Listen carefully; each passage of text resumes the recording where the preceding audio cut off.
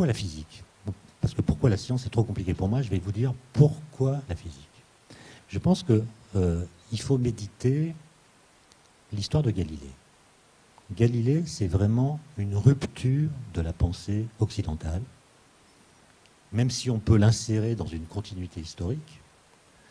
Ça a été fait par des historiens, je ne vais pas revenir là-dessus, mais quand même, Galilée, c'est quelqu'un qui fait un truc complètement fou en 1632, quand il écrit que la nature est écrite en langage mathématique.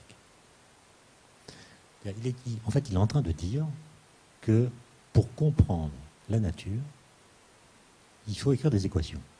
C'est pas comme ça qu'il le dit. Lui, il pense plutôt à la géométrie plutôt qu'à l'algèbre, mais enfin, on est en train de comprendre que les lois physiques s'expriment sous forme mathématique. Bon. C'est une idée folle. Quand vous regardez la nature autour de vous, d'où peut vous venir l'idée que les mathématiques gèrent toutes ces propriétés qu'ont les choses, qui sont perpétuellement changeantes? Et l'idée de Galilée, c'est que l'apparence des choses, la couleur des objets, la beauté des ciels d'avril, comme il dit, etc., sont des propriétés que nous ne pourrons jamais saisir. Par contre, pour ce qui est de l'essence des choses, alors il y a un langage particulier qui va nous être utile, qui est le langage mathématique, qu'on ne peut pas déduire de la lecture des livres déjà écrits, qu'on ne peut pas déduire de l'observation du monde, qu'on obtient en allant les chercher par une dialectique incessante entre la théorisation et l'expérimentation dans des conditions particulières. C'est une idée folle. Mais c'est une idée qui va devenir féconde, surtout à partir de Newton et toute la suite, et qui aujourd'hui a une fécondité extraordinaire, puisque, comme vous le savez, les mathématiques en physique sont devenues un treuil ontologique.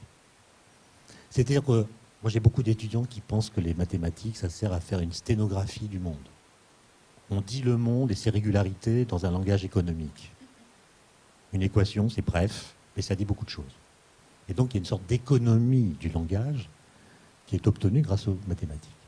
Mais ce n'est pas du tout ça, le truc. Par des arguments mathématiques, on a pu prédire l'existence de nouvelles sortes d'objets physiques qu'on n'avait jamais vus.